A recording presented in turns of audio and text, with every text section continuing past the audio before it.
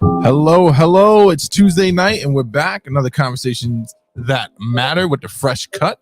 Feeling good, looking good, happy to be here. You saw the background. Tonight's conversation is going to be about colorism. And to have that conversation, I've asked two very close friends of mine to join me in this endeavor. I'm joined by no other than the host of Rogue Planet, owner, proprietor, and operator of the voice of the Fat Mantis, socialist, economist, animal lover.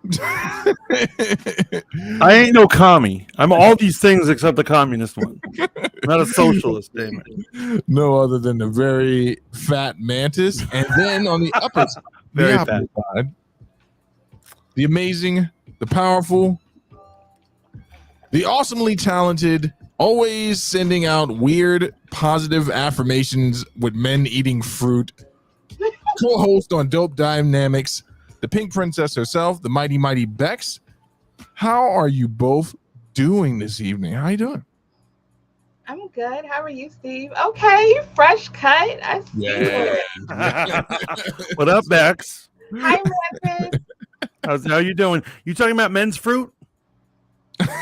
What's this he's going on about men's fruit? She has an obsession with this content creator on IG, this scantily clad, dressed Anglo-Saxon gentleman. And she sends Cincy and I this guy, and he's like in peak physical shape, and he eats fruit while giving out advice. But he's not white, though. Is he white? Yeah. Which is funny because this has to do with tonight's topic, right? It totally has to do with tonight's topic. But, I don't take anything away from it. There's some sound advice in his new agey approach to everything. I just want to give a shout out to anyone that's watching right now, currently on the two platforms we're streaming on. Thank you for the support. Also, another mighty thank you to the entire Adult Swim crew for an amazing birthday bash last night over on Mixcloud. Since he tapping in early saying he's white, but really actually white. Great video made by the crew, edited and produced by Cololi. So I want to make sure I thank Cololi directly. I appreciate every last one of you. So tonight's topic is colorism. I had that banner up because I thought it was important to have the definition out there, but I'll go ahead and grab it in the chat, or you can just Google it yourself and look it up. And I've asked you two to come on because I've gotten to know you, Bex, fairly well over the last year or so of being a part of the entire crew. We've had some great conversations around this subject. I know you will stand 10 toes down in defense of Black women, not in defense of all their behaviors, but making sure they get a fair cut of the pie, as it were. And Mantis, I've known you since we were wee little ones at the ripe old age of 18, trying to solicit 40 ounces from the corner store on 96th Street in Broadway. So yeah. we go back, and I know you have your experience with this.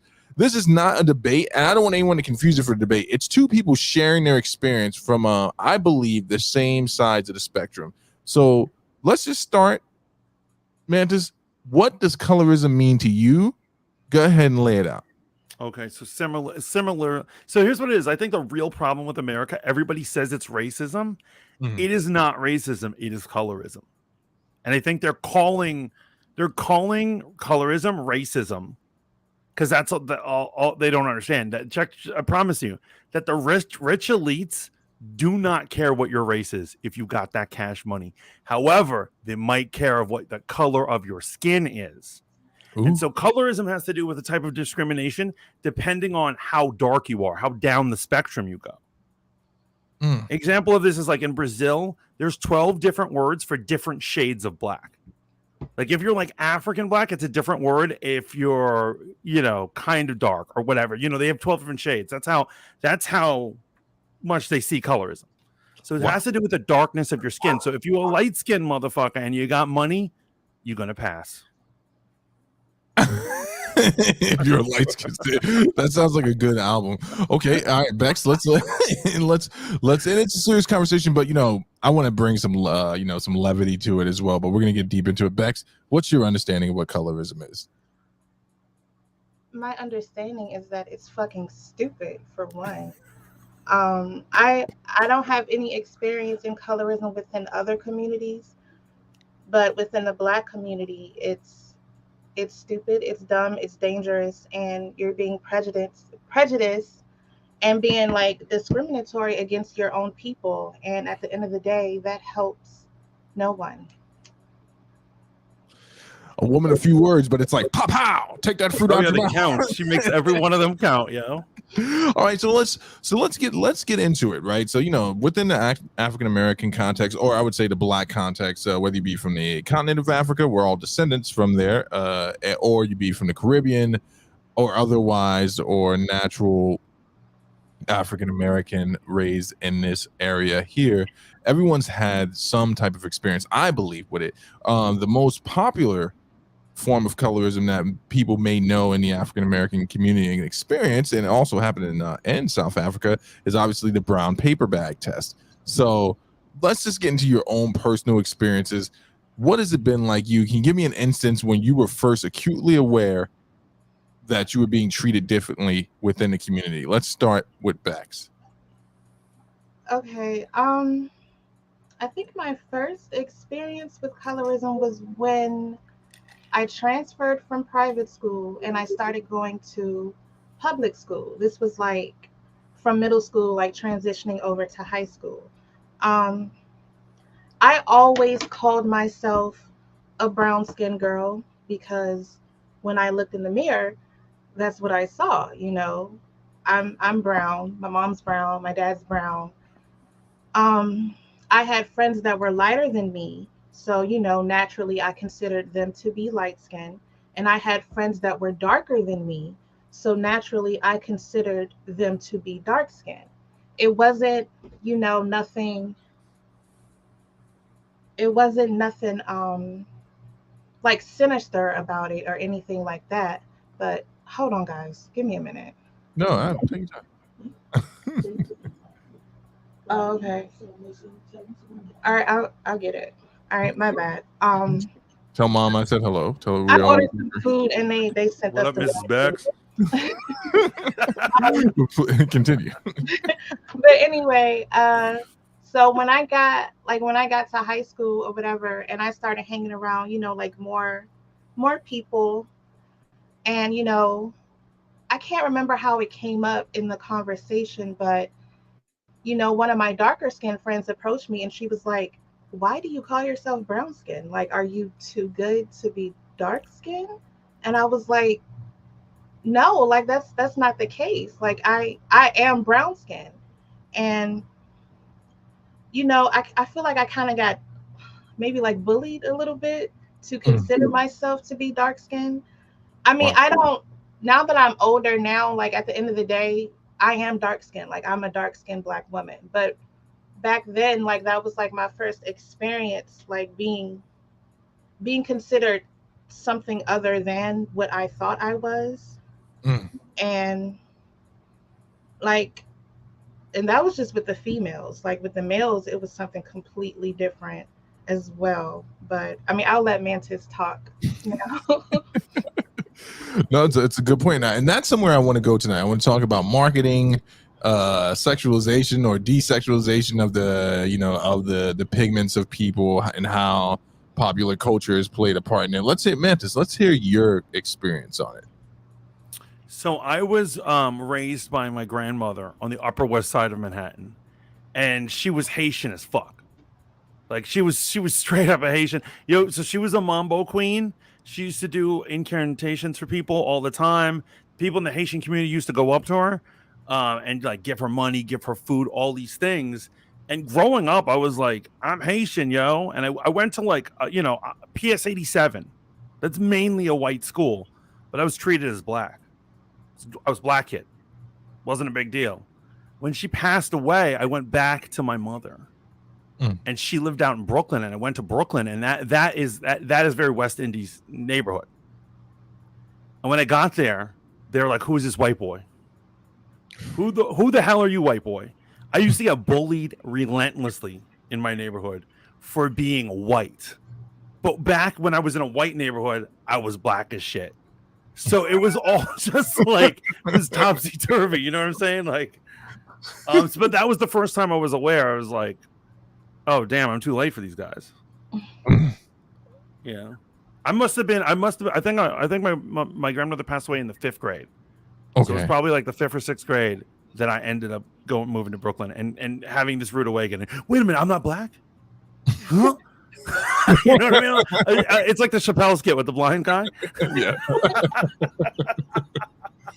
Well, I mean, you both seem to have this experience in your formative years. So how did it impact you? And, individually, Bex, you got a bunch of like young ladies telling you, or one young lady in particular saying to you, "What are you, too cool to be dark skinned?" How did that play out for you for the remainder of the year? What was that like?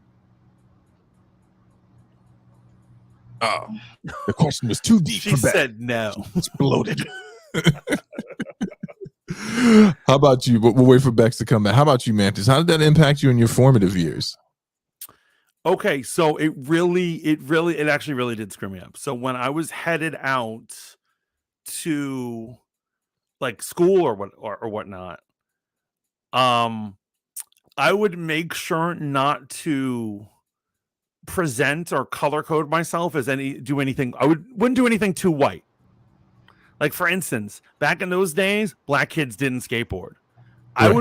I would take my skateboard out on the weekends, and I would wait till I got into Manhattan on the train before I whipped out that skateboard. If I was in my neighborhood, I had a jacket. I'm like, and I'm trying to make it to the 2 train. Okay. Yeah, so and it's funny because that's like people don't want to acknowledge this, but that is a form, in my opinion, I should say, allegedly, a form of code switching, right? It's you have to learn how to survive and cope in different areas. What about you, Bex? So how did that impact you in the formative years? You mean impact me now? Well, I mean, when you were younger, so directly after that, that's kind of a powerful moment for someone to walk up to you in school like, "Hey, why do you call yourself a brown person? Why don't you call yourself a dark-skinned woman?" Like, it seems like just something children would say to each other, but that's a real moment. What was the rest of this school year like for you after that? It was fucking weird, Steve. And these were girls that I considered my friends, so these were females that I hung around with every day. And Right. every day I just had like this gut feeling that, okay, they low-key don't like me. They think I'm too good for, they think that I'm too good for them. And like I said, I felt like I kind of was bullied into calling myself dark skinned. But I don't know, like the whole sections like of it is just weird to me in general. But Okay. Yeah, just trying to like navigate that whole thing. And like I said, that was just with like females. Like my experience with like men or like boys growing up, that was like an experience within itself as well, like Well, talk about what was that experience like with boys? What was dating like growing up? And I know we're talking specifically about within the Black context, but what was that like for you? I am old enough to remember a time where like I heard my aunties and like my older sisters, and like I remember where like as a whole, as a collective, as a community, we just decided that light-skinned men were out of style. You know what I mean? Okay. Like I'm old enough to Take that remember offensively. I remember that. And like I remember growing up hearing that, like hearing my female family members say that. And so I kind of like took that, like I took that within myself, and I was like, okay, maybe they are out of style. Like, so do I not need to like talk to the light skinned boys? Like, do I need to start checking for the dark skinned boys? And that's what I started doing. But the dark skinned boys weren't checking for me. So the dark skinned boys were checking for me because at the end of the day, it didn't matter. Like I said, I always considered myself to be brown skinned, but when other people looked at me, it was like, okay, if you're not light skinned, then you are dark skinned. You know what I mean? I know. So, I know exactly what you're saying. Yeah. So like that was that. And then my first boyfriend, I remember he was a light skinned boy, and like he approached me or whatever.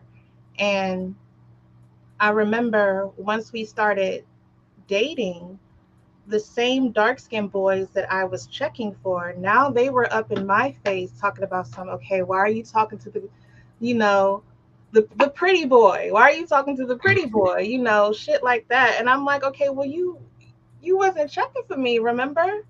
And even now that I'm older, that's mostly who approaches me is light skinned men. And I have a theory. I have a theory for that. I think Don't hold back. Let it go. What's the theory? I think that I don't want to use the term trauma bonding, but I think that there is something there with dark skinned black women and light skinned black men. We have both been othered by this community.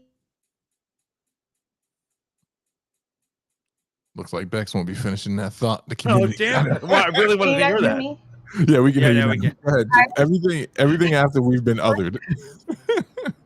Okay, my internet is janky. Okay, I feel like we've both been othered by this community, mainly by the dark skinned black men in this community.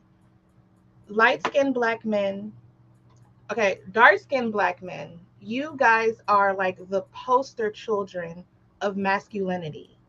You know, light skinned black men are not really seen as masculine. Dark skinned black women, no matter how much we want to be seen as feminine, we are not seen as feminine. We are seen as masculine. So there is a bond there. Like there's a connection there because, like I said, we've both been othered like really badly by this community. Wait, I gotta ask the obvious question for the people wondering. So it's dark skinned women and light skinned men. Does that work in role reversal? Could it also be light skinned women and dark skinned men, or no? What do you mean? Does it work in role reversal? Like, how do light skinned women fit into this this Um, conversation? I don't feel like they've been othered by this community. I feel like they've been coddled. I feel like they've been put on a pedestal. Okay. I agree. I honestly, I think. So here's what it is. I think both races are trying to get with them. The dark skinned guys are trying to get with them. The light skinned guys and the actual straight up white guys are fetishizing light skinned girls. Oh, They're okay. like, what's for dinner, basically. Right? So, you know, like straight up, because you know, when you talk about colorism, look at colorism in Hollywood. Every time they're trying to sell a pop star or a new black actress, it's a big deal if she's dark skinned, but it always tends to be a super light skinned girl. No offense, Doja Cat, I love you, but you light skinned. Right? Like, she's a perfect example of like, oh, the white guys want her, the black guys want her, and it's just all over the place, you know. Sheldon Iceboxer says, as a dark skinned man, Bex is spot on. I hate how dark skinned women get treated. Okay. Lainey says, facts. She's lighter skinned normally. Okay, we're talking about Doja. So let's talk a little bit more about that, right? Because there's some people who would assume that this is something that they've never come across, right? So I want to make sure I'm understanding. So you feel as if though dark-skinned men, they have set the pattern for the way that light-skinned brothers and dark-skinned sisters have been treated? Yo, and I'll say in terms of my thing, and obviously I'm not trying to date these brothers, but it's always the dark-skinned, it's always the dark-skinned guy that, check this out, mocking me for being light-skinned. This is what high school and junior high school was. A black dude, real black dude being like, look at this light motherfucker, laughing it up, making jokes. First one to pop joke, he ends up dating a white chick, straight up. Oh, that's exactly how that goes down. So if you guys don't mind me comparing it, so you know who Wesley Snipes is, right? Right. Okay, so there's just only one problem with this pitch, because I agree with what you're saying, Bex, but there's only one problem with it historically. Wesley Snipes, one of the blackest men who was ever to become famous in Hollywood, right? Not just in black culture, was othered by black women. And he said this was an experience that he had as a young boy when light-skinned men were in style, and he was treated horribly, not only by black women, but by white women as well. And I want to hear what you think about that experience for the dark-skinned brothers now. And I mean, Wesley is a truly dark-skinned brother, being how they're viewed by society and how they maneuver through the world. Do you not feel as if though they can kind of relate to that experience? Because it wasn't too long ago when if you were too black, it doesn't matter if you were a woman or a man, it's like, you's a black ass, you a black, and you're a black MFer. You're so dark, I can't see you at night. I can't tell you how many people have gotten comfortable making that joke who are not of the African American variety or black variety. It's almost like a kinship thing. But when you hear about Wesley's experience, what do you think, Bex? I haven't heard about Wesley's experience except from you.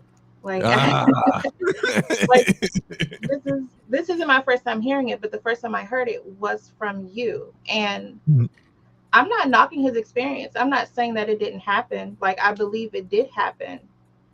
But like I said, I can only speak from my experience. This shit shouldn't happen either way at the end of the day. And I'm not knocking like dark-skinned black men's struggle, but I mean, the proof is in the pudding. Like I said, you guys are the poster children for masculinity. And that's what's going on today. Okay. That's what I see today. I can't really speak on what happened back then because I don't know. I wasn't there.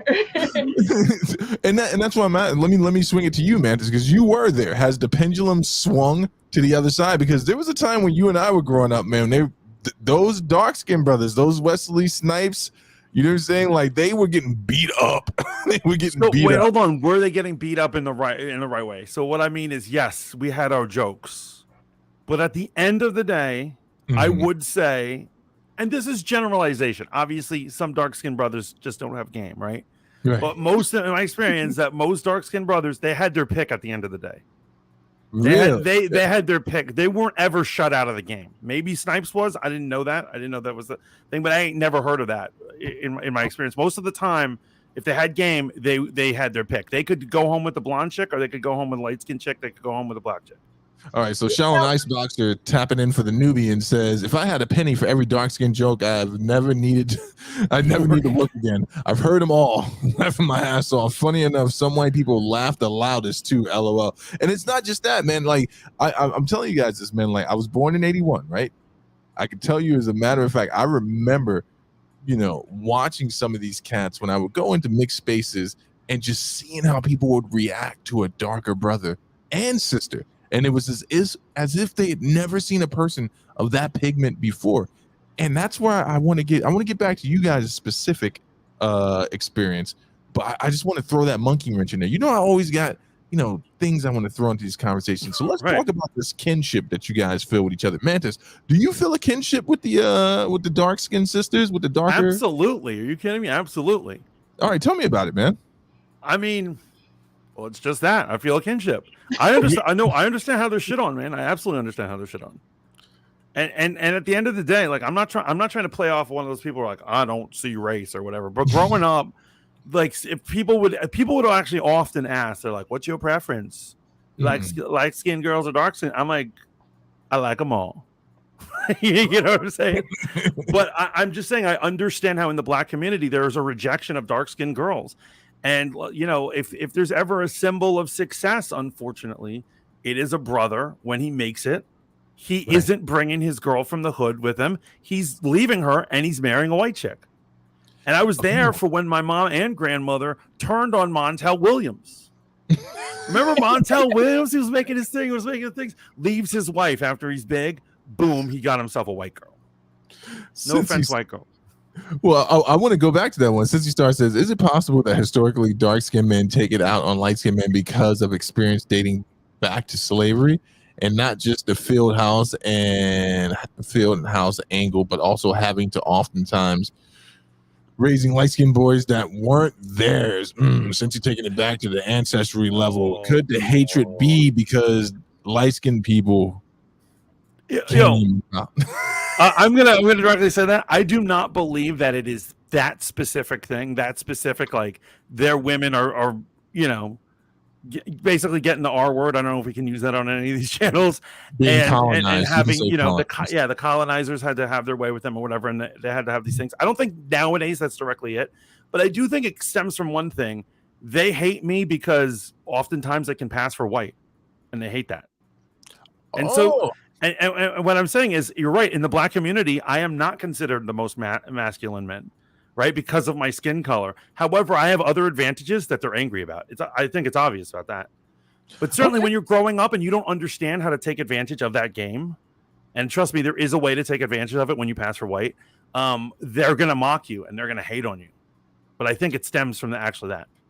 Okay, that I want to keep mental note. So Bex, let's go back. Let's talk a little bit more about the kinship. So would you say, tell me more in what ways you think you're bonded to our light-skinned brothers?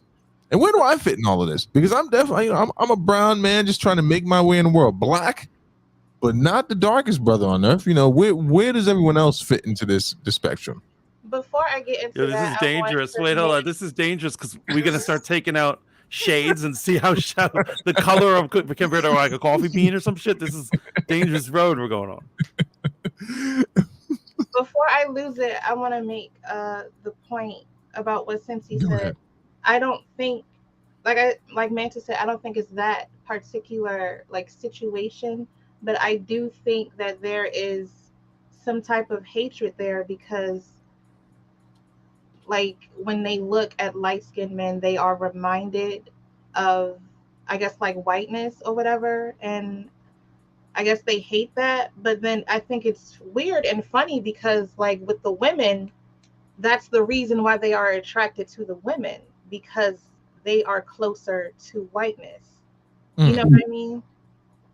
So yeah, that's some weird shit for you. The whole shit is weird anyway, but well, I mean, but specifically if you think about it, right? I'm just playing devil's advocate here, right? So if we're talking about the time frame that Cincy's talking about, those brothers did not have access to any light-skinned women. Oh, I wasn't talking about that particular time frame. I was talking about okay.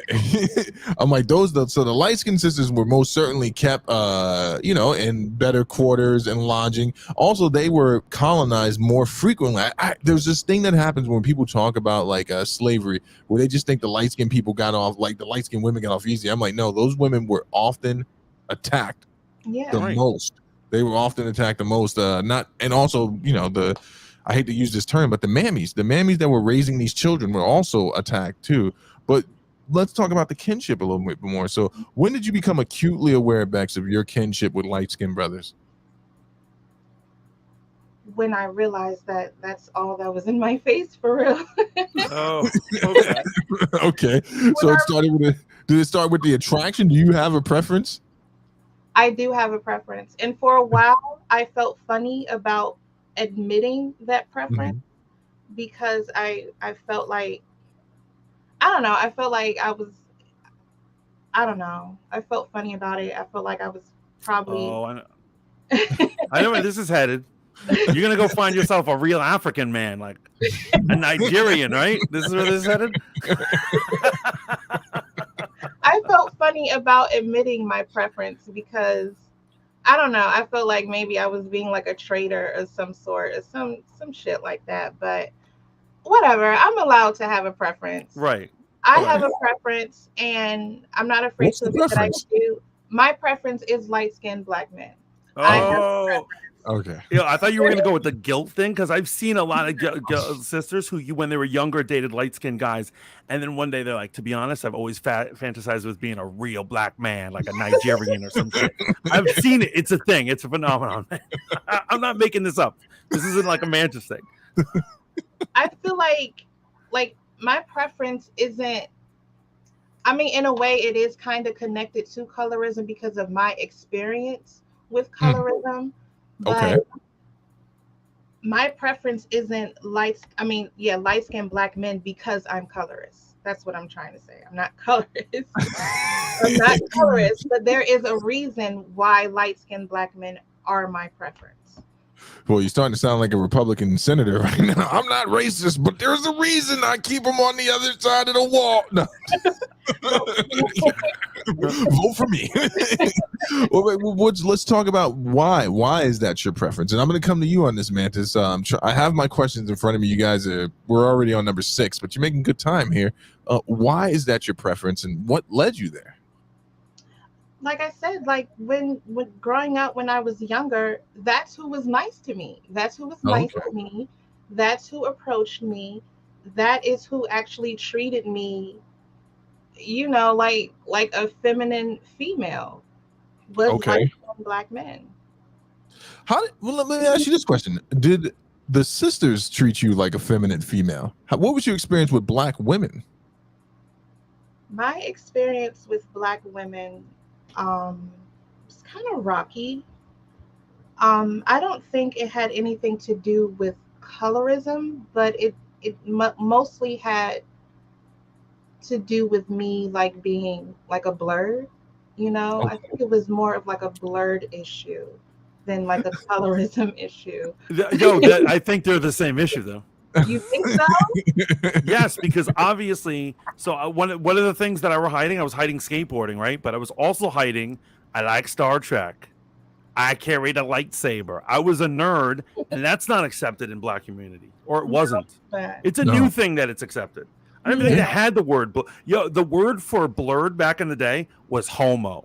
That's what that was. And in my day, that's what they called you if you were into Star Trek and you were Black. Okay. No, he's not lying, man. And like, you to be a quote unquote blurred when he and I were coming up, it was a dangerous and almost life costing experience. Right. Like, They'll stab you. They'll stab you in the right neighborhood. So Bex, so your experience like with this, your love of certain subcultures, and then the light skinned brothers treating you with love, that developed your kinship with them. Now let's go a little bit deeper. Socially, is this something you actually see, or is it something that you're actually spotting out, or is this just from your vantage point that you think you're starting to surmise that there's a bond between these two? It's funny because every time,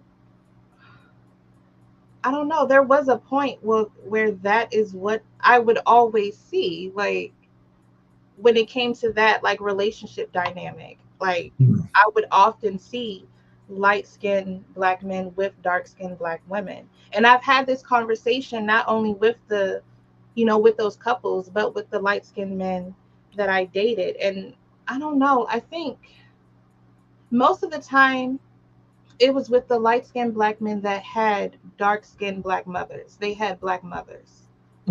Okay. So I think that there was like a connection there as well. Okay. What was the question? You answered it. Let me jump over the Mantis real quick. So Mantis, we're talking about Bex's preferences and how she got there. You are a light-skinned brother, half Haitian, half what is the other half? Well, he's Scottish. Well, really an American white dude, but we found out recently that it was Scottish. Okay. My white dad is not in the picture, hasn't been for many years. So praise God.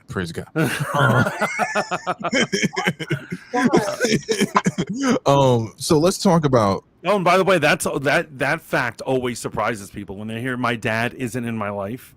They always assume he's the Black half of me. Yeah. When they find out he's white, they're like, "Wait, what?" They go, and he's been to prison. Yeah. They're looking through the rule book and they're like, "No, none of this adds up. None of it adds up." He must be lying. Let's talk about you, Mantis. Do you have a preference in regards to and this is a no shame zone. No one walks away being shamed by me. So I'm going to be real. Sexually, I do not have a preference. Okay. However, I feel like the phenomenon that Princess Bex was just explaining is like this, and I understand that. Is that lighter skin, or should I say white girls, really, were kinder to me growing up as a nerd than sisters were. Okay, talk about that. And so if you liked a sister, they'd be like, "You reading a comic book? You 15. That's for kids." I'm like, "Is it?" And they were not understanding of that.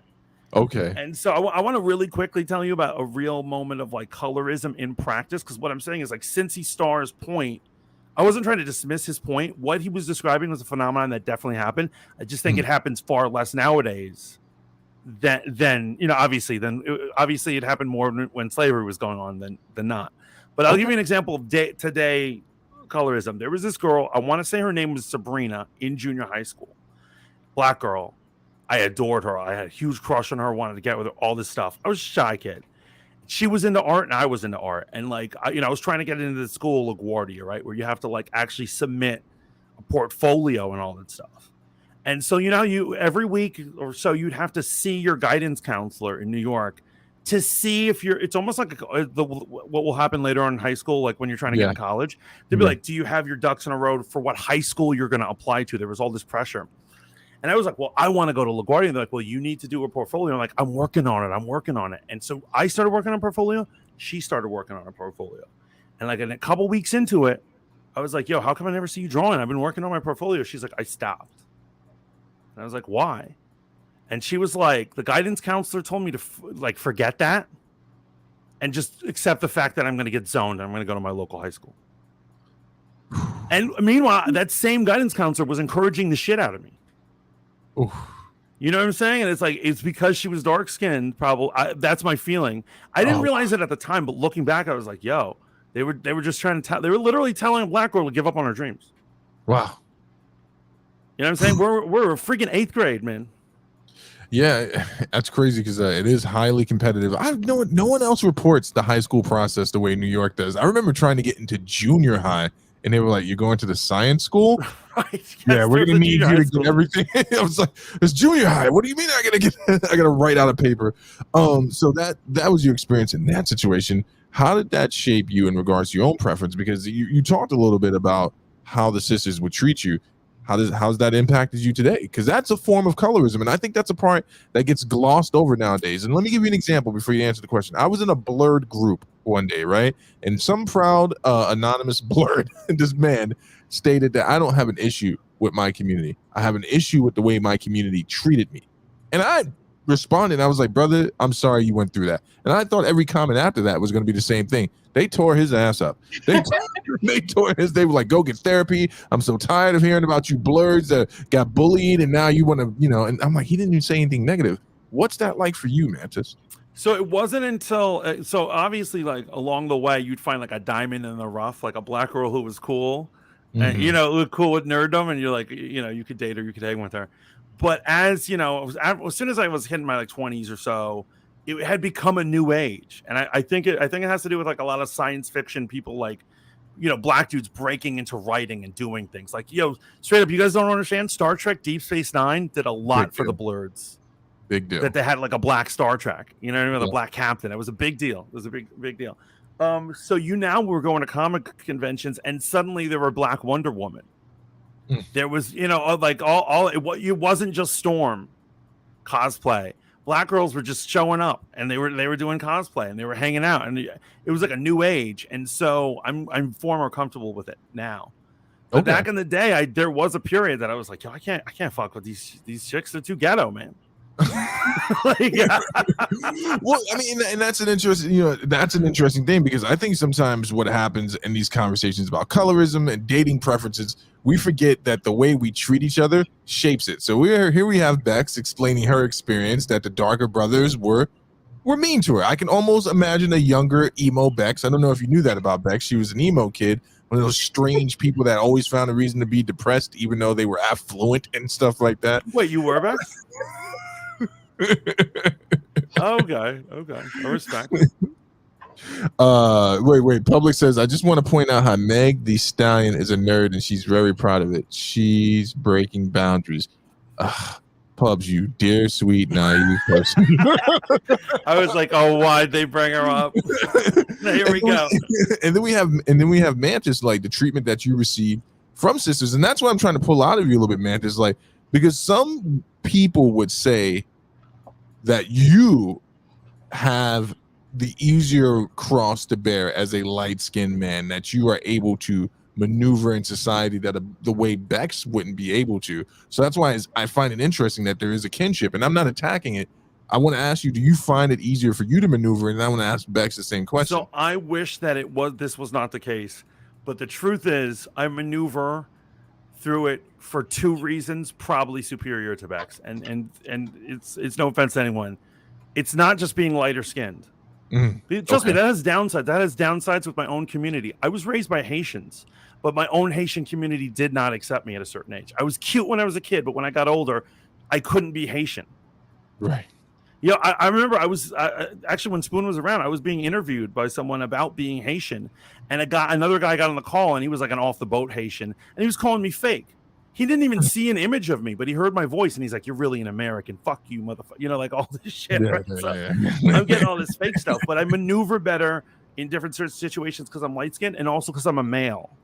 Okay. And so, unfortunately, this is like a gender thing, but like in the dating game, when the black girls are rejecting me, I go, whatever. There are white chicks. I don't need you. And it's easier for me to storm off Right. and be the man of the situation. right. And it's harder. It's harder for a girl, in my opinion. That's just my take on it. Maybe I'm wrong with that. Okay, and so you always, would you say, storm off to a white woman, and has that? Well, for a while there was. I would say at the end of high school, I was literally saying what I said before. I was like, I don't fuck with black chicks.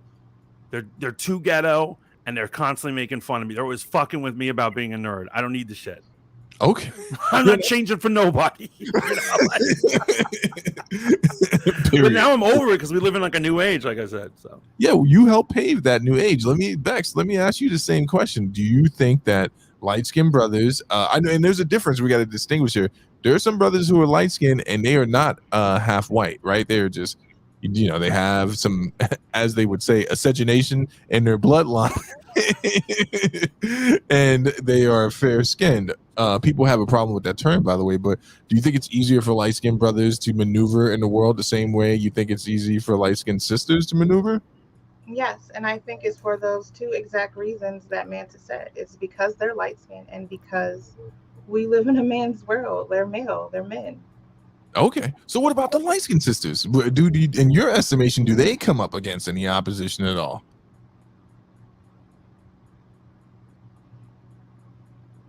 No.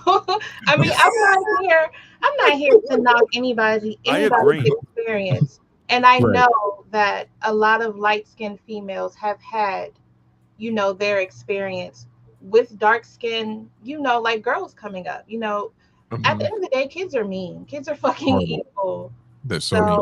Like, I know, I've seen it happen myself. I've seen, the light-skinned girls getting picked on by the dark-skinned black girls, so I'm not knocking anybody's experience, but you do have to be honest with yourself at the end of the day. Like, okay, it's I feel like it's a jealousy thing because it's like I feel like light-skinned black girls are fetishized so much. They are. They're put on a pedestal. They're like, look at how exotic they are. Light-skinned kids are fetishized as well. Yeah, and so both are fetishized as well. It's this exotic thing. There's a declaration that something is exotic. Well, okay. Well, that's interesting. Let's point the mirror inwards. This is a great conversation we're having. This is going a lot better than I thought it was going to go. I'm being honest with you. I thought it was going to go. I don't know. You people are sensitive. That's right. I said you people are sensitive. Wait, who's sensitive? All people. Yeah, Shaolin agreed with us down there. He was saying that at the same time. Let me throw it in there. In my experience, it's the light-skinned girls who are always on the pedestal, and he hit it with the capital always. Yeah. So let's talk about that. So them being put on the pedestal and fetishized, does that start externally or is internally in the community from your experience? Yeah, that so definitely starts like at home in the house. Okay. I haven't experienced it myself, but I've seen it like with other family members, how like my light-skinned cousin will get treated differently from my dark-skinned cousin. Or it's weird. Like, it's just so weird. Well, so I know what you're talking about, because it's like, well, wait, why is that one? Why are you always hugging up on that one? Why are you always? Yeah. Well, you're talking about cousins, so it's getting weird. So. you know what I do. I know what you mean. Hold on for a second. Publix chapping in light skin people of color are always put on a pedestal by the media because they appear ethnically ambiguous.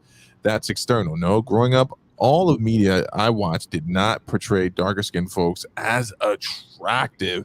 That's a good tap in there, Pubs. Yeah. But before we get to the external, I want to talk about the internal, because I think it's easier for us to. I got an internal story. Go for it. Go for the internal stuff. And so I got to tell you. So how did a mulatto like me come about? And so I'll tell you, me and all my cousins look similar. We're all light skinned, and so my grandmother did not hide this, and my mother told me how it was when I was younger.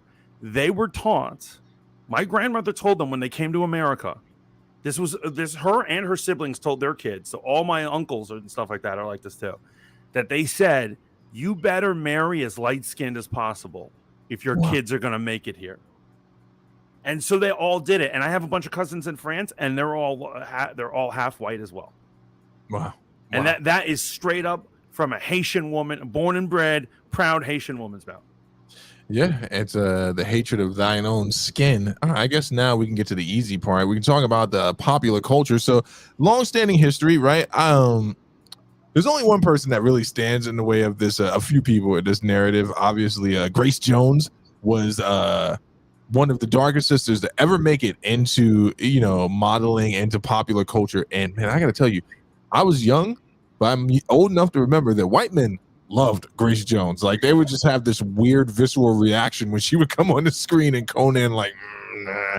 I think that has, like they're making low grunting noises and stuff. Like, I think that has to do with something else. We're not going to get into that, but let's talk about like the way popular culture perceives light-skinned blacks. Doja Cat, subpar singer, in my opinion, subpar MC. And when I say subpar, I think she's visually creative. Like, she's a genius when it comes to the organization of her videos, but she's not the best singer. I would sometimes, in my darker moments, think like, oh, this is due to the fact that she's easily marketable, right? And that's just the thing. What do you think about that, Mantis? Well, she's definitely, here's the thing. In terms of like, I've never taken her emceeing or any of this other stuff serious from her. Right. Just because it comes down, she was clearly a manufactured product from day one. Okay. But certainly they did things say to themselves when the evil producers were like, what am I going to cash in now? I'm sure they were saying, let's get a light-skinned black girl so we can play the pop card, but also play the hip hop card. She's kind of an MC. She's kind of a pop act. We're not sure where she is. She hits all these angles. She checks all the boxes. Yeah. So you guys growing up, and Pubs brought up a good point. Let me ask you this. Representation. It's a huge part of the conversation nowadays. Not a great part of the conversation when we were coming up, and Bex is younger than we are. Bex, representation for you. What was that like, looking on the screen, trying to find yourself in popular culture? It was non-existent.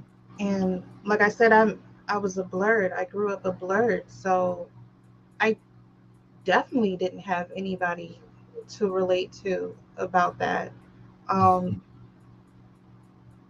Yeah, it was non-existent. It wasn't there.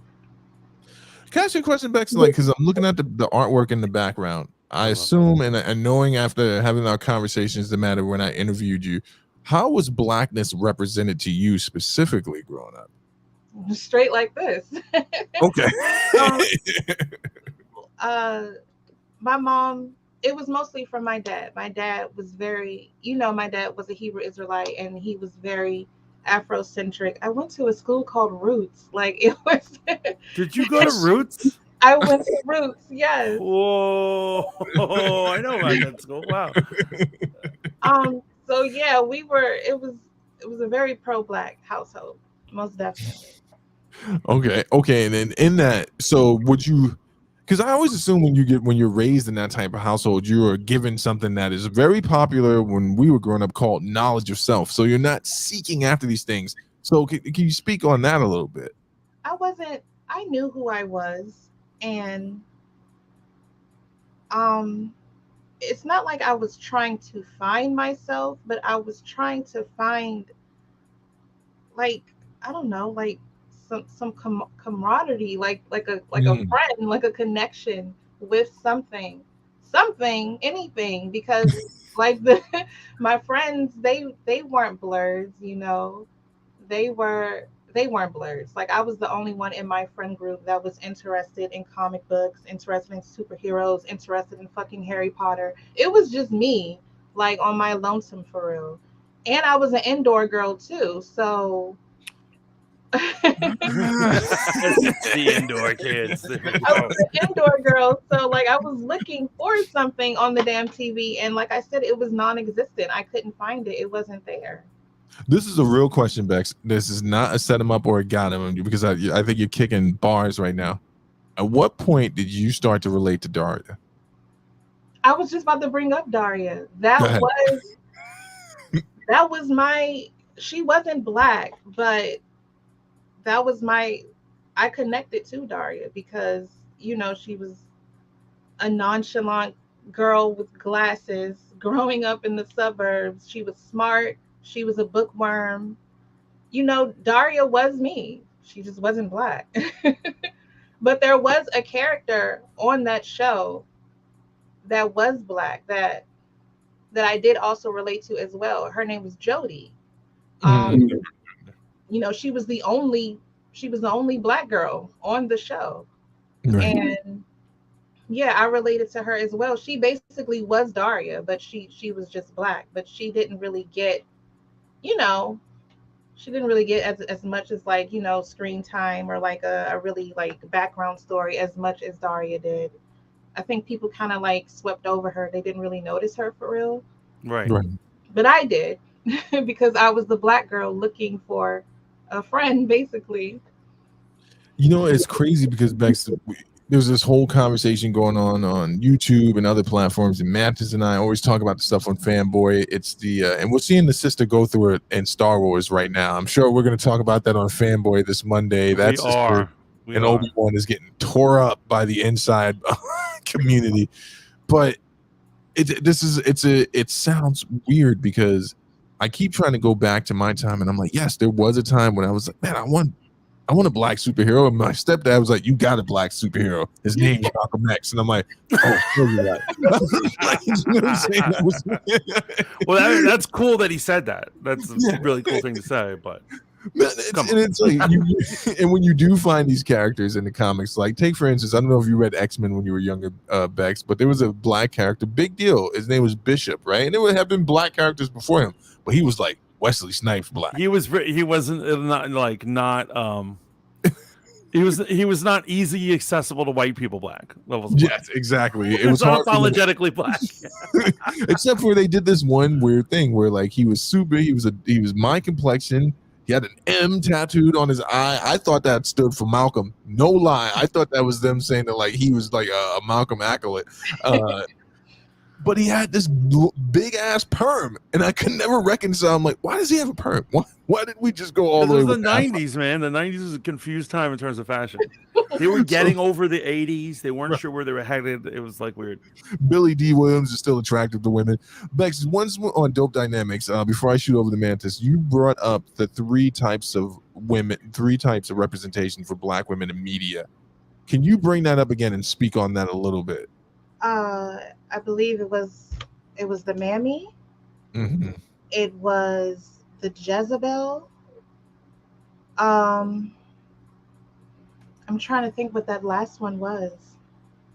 The Jezebel, and it was like the Spitfire or something like the angry black woman. Yes. Okay, so to explain those, the Mammy is, I like to use media as a representation. Gone with the Wind, basically. There is legit a character named Mammy in Gone with the Wind. She basically raised the kids. Like, like the kids. That's a quality of the Mammy. Yeah. Usually credited she watches the kids. She was there to take care of the kids. And like you said, she was in close proximity of the slave master, so I'm pretty sure that the Mammy went through like hella shit for real. Yeah. I mean that was definitely part of the slavery thing when like it was communal living. You couldn't live with your parents. They'd send you to a house with the Mammy. The Mammy was all you saw to be raised. Yeah. So you were ready to actually get to work. Yeah. So the Mammy is basically there in the media. I'm trying to like. The Mammy is like the nurturing figure that they put out there. Right. And so I'm going to say it. Aunt Jemima, for anyone who has never seen the visuals of it, it's like Aunt Jemima. Yes. A loving, grandmotherly, very often plump, usually wearing a head thing. Always smiling. Always smiling. She's like, hey, sugar. Hey, darling. And we're not throwing shots at anybody. What about the Jezebel? Because I remember this one especially kind of pissed you off when you were talking about it. Dope Dynamics. Like, I have no problem with it. I mean, I do, but I don't. Like, the Jezebel is just, and I don't I'm okay. The Jezebel is basically like, and sorry, public, but your Meg the Stallions, like all you see in female rap right now is fucking Jezebel energy. Like it's all Jezebel energy. And Right. I don't have a problem with Jezebel energy, but it's too much of it. Yes, oh my god, I agree. They OD on it. They OD Yes, on it. there is no balance at all. Like black women, we're not a monolith. Like we're not all gonna be the same, but goddamn, like can we cool it with that energy? Like Yeah, I You gotta trying say to say something that? about the Jezebel though. Go ahead. Go ahead. In my opinion, no offense to anyone. Here's what I'm saying. The Jezebel comes from this kind of concept that the black woman, especially with dark skin, is wild and sexual because she's yes, from the jungles or whatever. But yes, honestly, I find white girls to be bigger hoes than black girls any day of the week. I just said that. I just fucking said that. I wish I've run into a Jezebel. I ain't never run into a real Jezebel. I see them in rap, like you said. I've never run into them. I've run into plenty of white Jezebels. They're all over the place. you saying that you haven't ran into one and you just see it in the entertainment industry, it kind of, maybe it's all an act for real. Like it's just for show at the end of the day. Yeah. Bars, man. Mantis over here spitting bars. I was just trying to search my own memory, and I'm like, I think I would have to say I've had normal sexual experiences with black women. Nothing where it was like if it's bar culture, it was hookup time. You know what I'm saying? If it was club culture, well, time it's a club. A club is different than a bar. It's just savagery all around. But and then the last one is the angry black woman. So this one I definitely want to chime in on from Mantis. Mantis, how have you experienced the angry black woman phenomena or stereotype as a light-skinned brother? What has that been like for you? Because you were raised by a black woman, right? Close proximity. I was just telling people this the other night. Like, I know this brother through and through. The man was raised by a black woman. What do you? Yeah. So here's what I'm saying. In terms of like the angry black woman. So here's what it is. Yes, my mother's angry, but it has nothing to do with her being black. She's angry because she's a tired single mother. Like straight up. And so I remember that this was a straight up thing. I remember I was working. This was back when I was young. I was in high school. I was working this job. And my boy Mark was with me or whatever, black dude. And my mother came. I was in the back in the break room, and my mother came to look for me. And she was like, "Where is he?" And he's like, "Who?" And she's like, Mantis. And he's like, "He's in the back." And he came to get me. He's like, "Yo, there's a woman here, and she's angry." And I came out, and it ended up being my mom. And I hug her and I kiss her. And then he goes, "That was your mom?" I was like, "Yeah." He's like, "To be honest, you always said you were half black, but I didn't believe it. But now I know you're really black." Because an angry black woman came to fetch me. Right. But in terms of it, I'll honestly say, unfortunately, the angry black woman, I have trouble discerning this archetype from the angry feminist, which I seem to constantly be getting into fights with. Go figure. So I can't attest that that's particularly a black thing. Okay. The angry black woman. I'm saying I find the angry feminist is out there, and beware.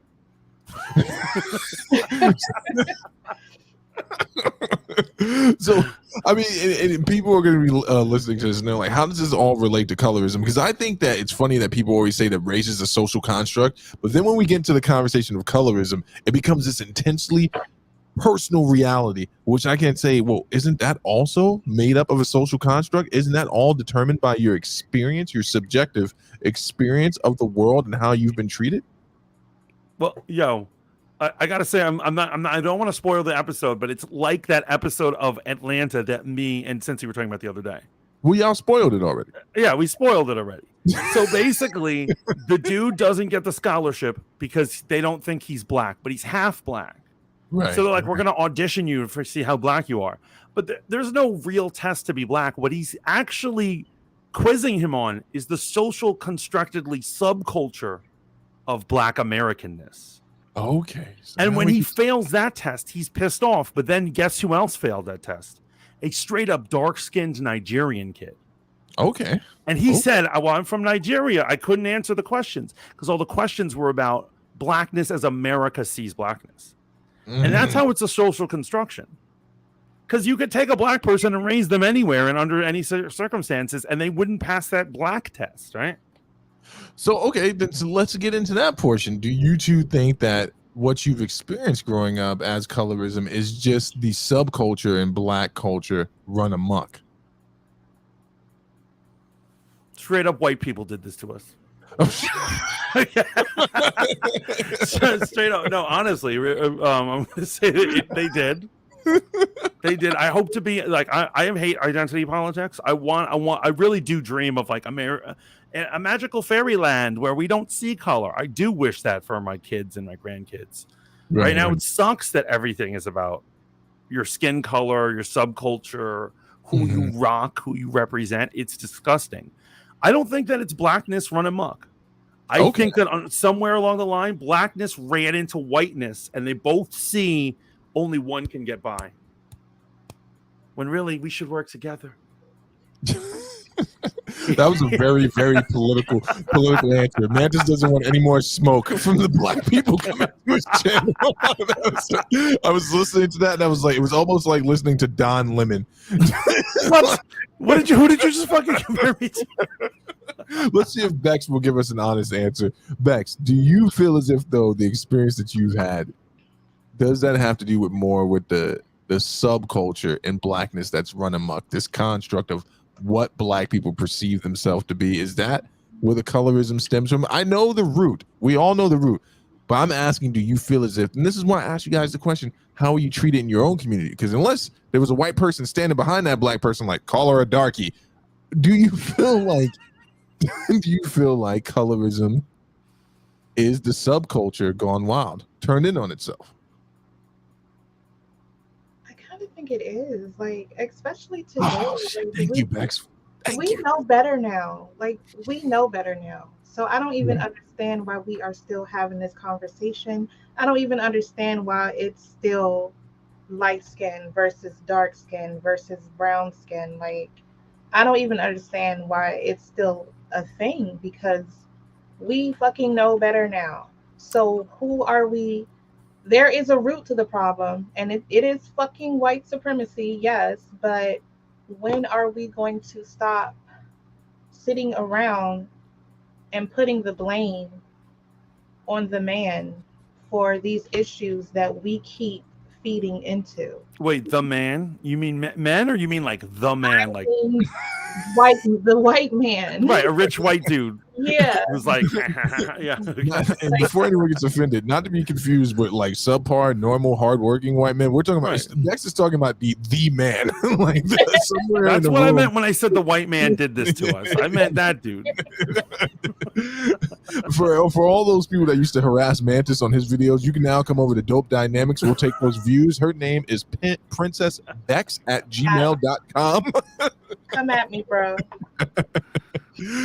So with that said, if it is a social construct, right? If colorism is a social construct and we know better, do you think we're starting to move forward in this conversation, like in regards to the way black people treat each other, light skin, dark skin? Go ahead, man. Wait, can I do a direct response to what Bex is saying? Yeah, I guess. Bex, what I'm saying is the dark skinned brothers who mocked me and the dark skinned brothers who didn't give you a chance, that all stems from what society has him doing. It's not his fault. Someone has tricked him into, he's trying to collect the man's scraps. So he thinks he needs to slit our throats to get it. And I don't blame blackness on that. You know? Nah, I'm not out here to coddle these grown ass men. I'm not about to do that, especially these grown ass black men. Like, I'm not doing that. This community does that enough already. We coddle the shit out of black men, and I'm not about to do that. Like I said, when you know better, you do better. So do fucking better. Mantis, your response? Nah, it's the white man. What I'm saying is, here's what I'm saying. You know, and I know I'm comparing them to children right now. Well, you know, when you're a kid, and this happens all the time, somebody thinks in order to be accepted, they need to prey on the weak, and they're like, if I tease this kid over here, I'll be accepted. Right. That's what I feel like they're doing. But someone put that idea in their head. They didn't make that up on their own. No, I don't think they made. We 100% no, they didn't make. Let's look at it as if it was a tool. They learned. Someone taught them how to use the tool, where the tool was located. But at what point do you cognitively become aware that you're using this tool? Like you use that example there, the child picking on the child. Well, in a development stage, at some point, that child who's bullying becomes aware that bullying has an effect that makes them feel better. So would you say they're responsible then? Okay, so the thing I compare this to is my relationship with the N-word. And ninja. So when I was a young man, I used to drop N-bombs all the time. It was just Niagara the way Falls. they spoke in my neighborhood. What? I'm trying to figure out which N-word you're talking about. Nickels? Knapsacks. And so eventually I had to come to terms. I really hated that I felt like the white man was making me not use it. Because it's always white people who are offended. It's not brothers and sisters who are offended. It's white people like, what did you say? Fuck up. But to be a grown adult, I had to be like, I should abandon that word. Right. Just to function. Horrible. If a few drinks in me and I'm using it left and right. Yeah, people were really taken aback, Mantis, when you said it on Fanboy last week. It was like, you guys got me riled up, and so I reverted to young Mantis again. I was here for it. Yeah, I just want to address something that something great public dropped in the chat, which is do we not have a personal responsibility to unlearn these prejudices? What is your answer to that? Do we have a responsibility to obviously, like I think when you once had a show, I think we were doing You Talk So White. Oof. And I think some of you were very hard on the local drug dealer, and I was giving him a pass. I was like, he's just trying to get his bag. Mm-hmm. And he might not see the implication that he's destroying his community. Yeah, but you are right at the end of the day that they need to unlearn doing that. And that's all I'm saying. Also, See, go ahead. Public mentioned something about like everybody's having like mixed kids now. Oh, mixed babies, the gray people. That's not gonna solve shit. You don't think so? I don't think so. No. So so the man, right? Let's say the man, right? He's up in his tower counting his money. And then like his daughter comes in and she's like, I'm marrying this black dude. You don't think he's gonna be good to his grandkids? No. No, I think he's gonna hook them up with jobs. They're gonna be and so next thing you know, my boss is gonna be one of those kids. Haven't we seen this before? Like we've seen this play out before, like with mixed kids, and the white side of the family doesn't give a fuck about their white daughter having this mixed child, and they end up being raised by the black side of the family. I'm saying it's one mixed child. We need to get that entire family. We need to hit up the brothers, the sisters, the cousins. We need there to be a generation of dark babies, and they'll be surrounded in them. Do we want to see a world like that though, where it's just a whole bunch of mixed people running around? I do because I'm mixed, and so when everyone's up on this white shit, this black shit, and I'm neither, and I want race to go away. Race has fucked me over enough. And so if we're talking about representation, technically I'm never represented because the world thinks in a binary. They think there's white and black people. And they're like, sometimes there's Spanish people. When we need strawberries picked. Right. But like the idea is like, they rarely actually talk about the plight of the light-skinned guy. As a matter of fact, that episode of Atlanta was the first time I've ever seen it really addressed. This really had an impact on you, didn't it? Huh? The first time I was represented in the show, man. No, Blackish. They stuck up for your people, and they also made a show called Mixes. You people need to stop complaining so much. You mixed people. you black people need to stop being so black. Oh, God. No, Bex, I think the future is a rainbow, or maybe it's a mix of something. Maybe it's light brown or something. I don't know. I don't mean any harm, but that just doesn't sit right with me. I don't know if I like that or not. Oh, so you don't want the black race to go away? Like you want, like in the year 3000 there to be blacks and whites and Latinos and... Can you imagine this world without black people? That shit seems dry as fuck. No, Yes. I'm not saying they get erased. I'm saying they all come together. Mixed cultures, music. There's still people with rhythm. There's still people who can dance in this future. Uh, But I'm just saying, like, no, like, Well, no, that's a good question, because if people all started combining cultures or maintain their culture while having mixed children, would that really make the problem go away? Would breeding things out really make these things go away? Like, you're still going to have the remnants of superiority. I'm sure you guys think that at some point some mixed kids are like, well, my dad was from Norway and your dad was regular old white, like, or like, or my dad, like, would that really solve it, or would it just give people another reason to qualm over it? And Bex, why wouldn't you want black people to go away? Why wouldn't you want us to be one people? would we be one people? I'm asking. I'm the panel host here, goddamn. You answer my questions, my hypothetical. I don't think that would make us one people. That was just no. Of course, I'm not gonna want black people to go away because I'm fucking black. Like, why? Why would I would want to see myself in the future. And trust me, no matter what skin color the man you have a child with is going to be, you're going to see yourself in your child. Lainey says, I think we shouldn't lose race, but I do think it's beautiful that our generation is breaking the system of falling in love with people not our race. Okay. No, I believe in a future where everyone looks like me. They're bald too. Beautiful eyes, mulatto eyes, right? And they're going to be like, would you believe that back in the time, primitive man used to fight wars over the color of their skin? Isn't that bizarre? And children will be like, that's so weird. That's the future I want. haven't people already tried to do this? Like, breed out shit and it didn't fucking work? We didn't do it good enough. We need to do it more hard, more hardcore, man. No, More mixing, people more trying mixing. to breed out in a certain direction, man. They're talking about mixing. You're thinking of the people that were like, yeah, we're going to control the breeding, but we're going to make sure this thing goes our way. Right, goes one way or another, right? And they're still trying to do it. They're still trying to do it. All right, Yeah, we've got way off track, but I'm glad we're having fun with this conversation. I want to ask you a serious question though, about in regards to colorism. How has this painted the way you interact with other races? Because sometimes, you did bring up Latinos, right?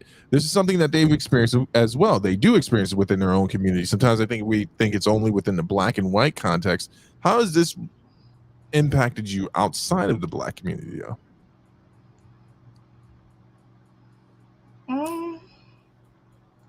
So, Go ahead, man. I don't know. I think I have like a weird relationship with Latinos. I'm going to be honest, because very often they look at me and they assume that I'm, Hispanic, and they start speaking in Spanish when I don't know it. They're like, "What is this thing?" Right? And then So I don't know, man. It's weird.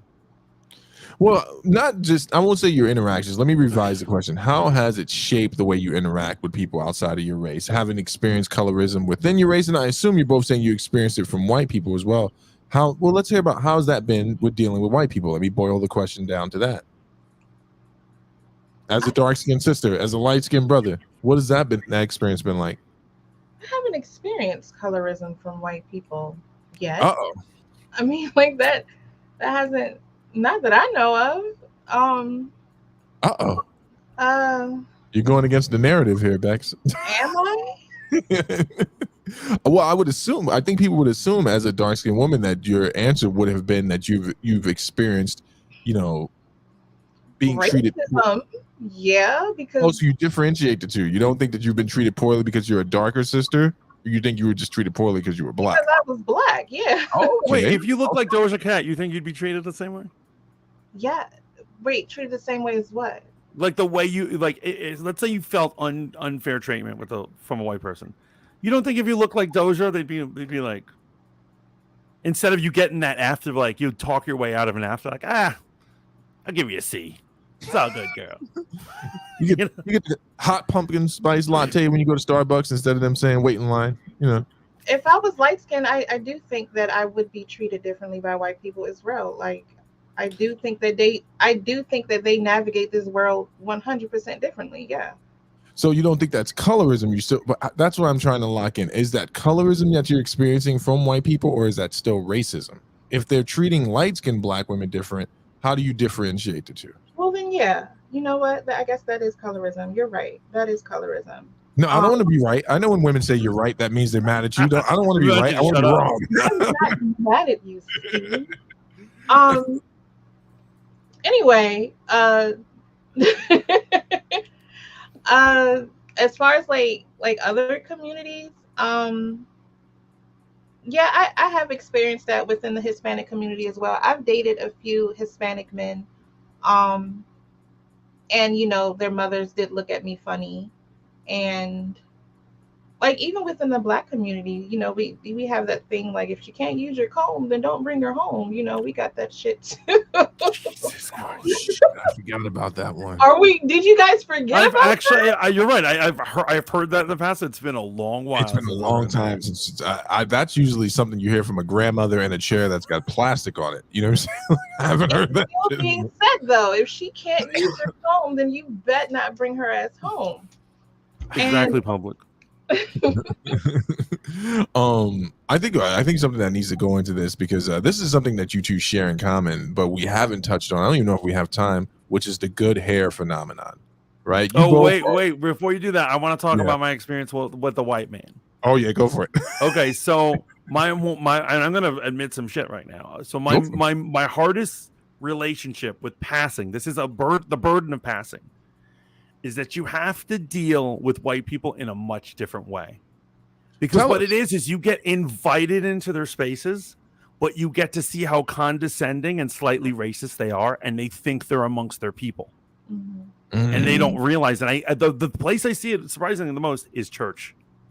Ooh. And so, unfortunately, what I've had to do is I've had to keep it real. And I sound like a hypocrite for a guy who wants everyone mixed in the future, but I keep it as Black as I can. Mm. Like, for instance, I give them straight talk. I noticed that, like, wealthy white people, they love to dodge around shit. And I just tell them how it is. Super direct. And they're like, oh, my God. And I'm like, that's how it is. That's how it is. You know what I'm saying?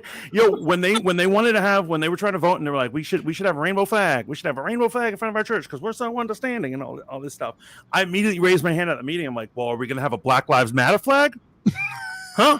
And I looked at them all and they were like, and they voted both flags down. Well, what I'm saying is I had to represent my race because they get comfortable and they're like, he's kind of Black, but he's neutered.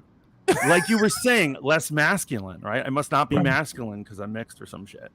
So I felt I have to keep it real with these people because they invite you in and next thing you know, they're totally condescending you. And one of the things I can't stand, I'm sorry, I'm going to go on a rant, is lowered expectations. And that's all I get at my church. Absolutely lowered expectations. They assume my father is the one who abandoned us and went to jail is a Black guy. He can't possibly be the white one. They assume I'm uneducated. They assume I have like a temper problem. I've actually gotten that. Well, you do have a temper problem. They're like, they don't know it. I cover it up. But I'm saying like that kind of shit. You know what I'm saying? Like it's a different burden. Because trust me, if you were flat out Black and you went to my church, they'd all be like, "Hey, how's it going, Bex?" and be totally fake with you. And I have the burden of having to see like when they take their mask off. Right. And this is what I'm loving about this conversation, man, because there is no real agenda. I'm just having you guys share your experience, but you've touched again so many different narratives, right? Because here's something that you might not be aware of, Mantis, and I will see if Bex remains honest. When you are of a certain complexion, you are able to maneuver in ways in the Black community. Like, you and I are going to have two different experiences walking through 125th Street. We both know this, right? The Hebrew Israelites are going to be like, look at this mother, right? When you walk by, and they're probably going to be like, all right, brother, we'll check you out, right? So within darker spaces within the African community, Bex, you know what I'm about to say. We can say some things about our brothers and sisters who are lighter complected and treat them a certain way. Do you think, Bex, that is something that needs to be brought more to the forefront and dealt with? Is there a way to end this conversation completely? Because I know you're sick of it, but does that start in-house first? And does it, since you said that, the dark-skinned people sit at the precipice, does that conversation need to happen? It does need to happen. And I think it does start with us. It starts at home. We're the ones who are still feeding into it. So yeah, it does start with us. Do I Mhm. think it's gonna go away anytime soon? Fuck no. It's worse now than ever, man. When I was growing up, I don't know. I felt like there was less of it, and I feel like there's way more. I feel like I blame it all on identity politics. People are now so into having identities. Sometimes they make it up. People make up identities to be part of it, Yeah. and so now they've created a worse divide than ever. Dr. King. I'm a huge fan of Dr. King, and Dr. King said, No one part of say his anything dream. bad. I know, please don't. I don't want to have a fist fight right here. Because I respect Malcolm. I respect Malcolm. I don't hate on either one, but He's a light skinned brother. He's an angry light skinned But brother. I'm saying Dr. King's dream was that the sons of former slaves and the sons of former slave owners can sit down and have a meal in the fields of peace. Right. And that is not what's happening right now. It's the opposite. Activists on every level, not just racially, but every issue, thinks it's a time for revenge against the people who they feel crossed them. Revenge is a part of the healing process, man. Oh, there you go. I knew race riots are not part of any type of healing. Oh, girl, no. Who sold you that shit? I know who told you that shit. Who told her that, Mantis? It's one of her Dope Dynamics co-hosts. I'm not gonna say it. Okay. A race riot is healing. Come on. I think we need to do a part 2 of this, but I just want to touch on this, man, because this is why I want to do a part 2. The one thing that neither one of you acknowledged was the fact that the good hair conversation kind of skates you through both of these things, right? I've seen light-skinned brothers who don't have quote unquote good hair, right? And their treatment is less than they should normally get. Like, Mantis, when he had hair, he had straight hair. It was big, curly, straight hair when he had it. I've seen the pictures. But look at the brother, what's his brother's name that was in Soul Food, that played the barber that was a thug. He does not have that texture of hair. He has what people will refer to as kinky or nappy hair. Yeah. I do believe that those light-skinned brothers don't get treated the same. And I believe sisters like yourself, Bex, who have a certain grain of hair, get treated differently. But we'll talk about that next time. That was kind of an atomic bomb, unless you guys want to chime on it real quick. Am I in the good hair category? The good hair category? We'd have to ask some sisters who don't have your length of hair. I think there are some sisters who would say, because it's a length type thing. It's a length type thing, and it's not in a fro type thing. Are we allowed to ask a woman like things about her beauty? No, don't ask her shit, because I don't want to deal with anything afterwards. Don't ask her any crazy questions. Ask me, man. Go ahead, man. I'm just messing with you. No, I'll ask you off camera. He was going to ask you if you perm your hair. Oh no, I'm natural, but I do keep it stretched. Like, this is blow dried or whatever. But once this gets wet, yeah, like it's. Yeah, so I don't. That's why curly. I would say that's. It's curly. Your hair is curly, right? Yeah. So there are sisters that would say, and I would say they would be of the sister soldier variety. That's not a slur. That is an actual term where the sisters who have two choices, either they, I don't want to say conk, either they perm their hair or they grow a natural fro. They would feel you have a different experience maneuvering through the world, because people tend to be kinder and gentler and be attracted to Black people that they feel are exotic in their hair type as well. Are we acting like we don't know what this phenomenon is? Right. No, I know. I want to clarify something in the chat. Public, when he says curly straight, he means big locks as opposed to short, tight ones. Yes. The big locks. And that's how my fro was too, was big locks. Loose curls. So, I mean, we can do a part 2 on this if you two are down, because we have to. I'll do a real quick hair thing right now. When I started shaving my head in sophomore year of high school, and I went to high school with this straight off the boat African kid named Alzo. Did I ever tell you the story? Yeah, you told me this story. And he walked up to me. I was walking in the hallway. It was it wasn't in between classes. I had a bathroom class or some shit. I don't know. It was like he was stalking me or some shit. he came up to me and he was like, I understand what you're doing. And I was like, what? He's like, I used to shave my head too. I want you to shave away the naps and the blackness. You're ashamed of your blackness. You need to let your black. I was just, get away from me. Get away from me, you Hotepper. Get away from me.